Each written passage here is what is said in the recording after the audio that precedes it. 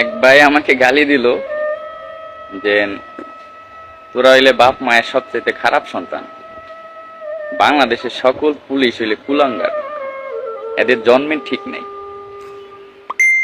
আমার কথা হইলো যে ভাই, বাংলাদেশে 2,20,000 পুলিশ, আমি মাইনে নিলাম বাংলাদেশে 2 লক্ষ পুলিশ বাপ মায়ের খারাপ সন্তান, কুলাঙ্গার, মূর্খ।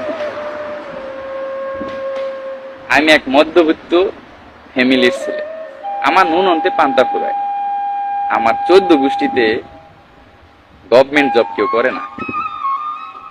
আমি কোনো কোঠার পুলিশ না, আমি সাধারণ কোঠায় ভর্তি হয়েছি। আমার এই চাকরিটা হবে আমি কখনো আশাও করিনি। আল্লাহ আমার রিজিক লেখছিল পুলিশের চাকরি, আজ আমি চাকরি করি, আজ আমি কুলাঙ্গার। আমি একজন স্টুডেন্ট ছিলাম, আমি এইচএসসি পাস করে এখানে আসছি।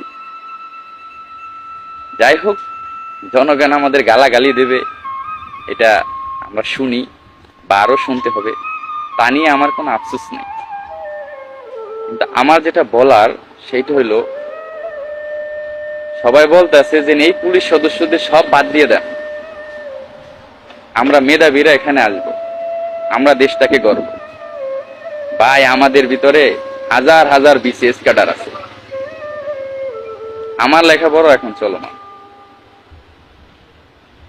এই যে দেখেন, এখন বাজে রাত 3টা, আমি রাস্তার ভিতরে একা, কেউ নাই, আমি একা আছি।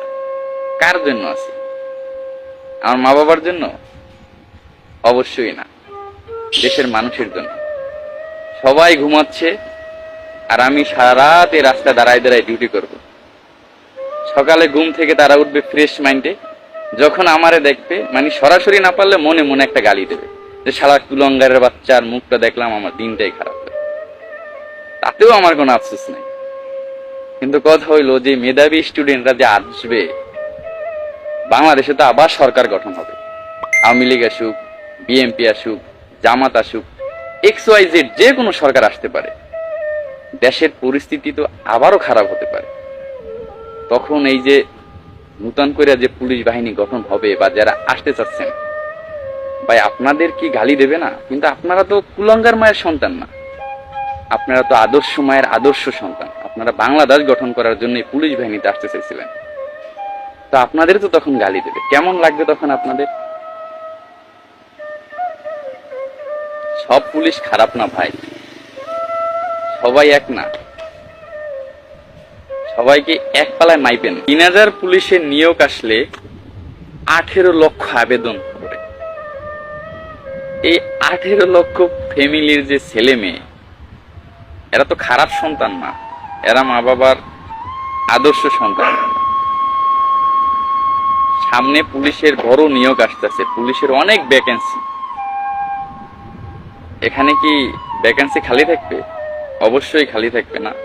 সবাই পুলিশের চাকরির জন্য আবেদন করবে, সবাই চেষ্টা করবে। যখন চাকরিটা হবে সেও বলবে আলহামদুলিল্লাহ, আমি গর্ববোধ করছি, আমি একজন বাংলাদেশ পুলিশ বাহিনীর সদস্য হতে পেরেছি। এই কথাটা আমিও বলছিলাম যখন চাকরিটা পাইছিলাম। মা বাবার মুখে হাসি ফুটছিল, আমার মুখেও হাসি ফুটছিল।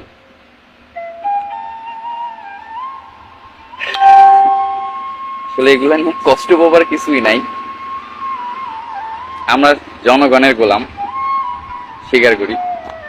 জনগণের সেবা করা আমাদের দায়িত্ব। হয়তোবা জনগণের আমরা ঠিক মতো সেবা দিতে পারতেছি না, এর জন্য হয়তোবা আমাদের এত গালাগালি করে। কিন্তু আমি একটা কথা বলবো সবাই, সেইটা হলো ভাই, আমি খারাপ হতে পারি, আমার মা খারাপ না, আমার বাবা খারাপ না।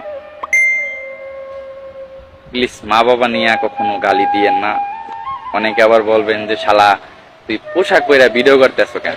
ভাই, আমি সিভিল পোশাক পরার সময় পাই না ভাই, সারাক্ষণ এই ডিউটি লাগে থাকে।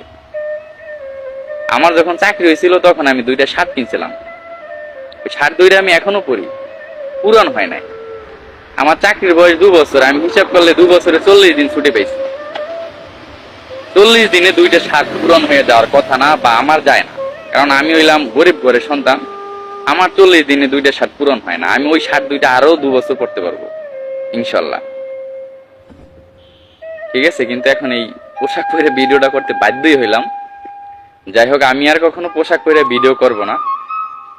আর যারা গালাগালিজ করেন তাদের কাছে একটা অনুরোধ থাকবে যে ভাই, আমারও মা আছে, বাবা আছে, আমারও বোন আছে, আত্মীয় স্বজন আছে, প্লিজ আমার জন্য আমার ফ্যামিলিটাকে খারাপ ভাববেন না। আমি আমার মা বাবাকে অনেক রেসপেক্ট করি, অনেক সম্মান করি। আমি বাংলাদেশ বাংলাদেশ পুলিশ বাহিনীকে আমি খুব ভালোবাসি, বাংলাদেশের মানুষকেও খুব ভালোবাসি।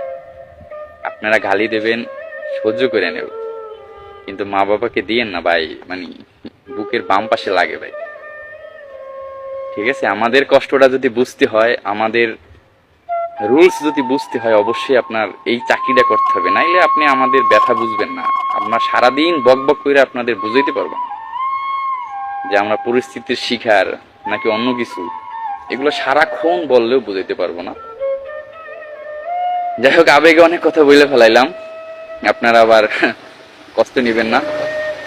সবার প্রতি ভালোবাসা এবং শুভকামনা রইল। আল্লাহ হাফেজ।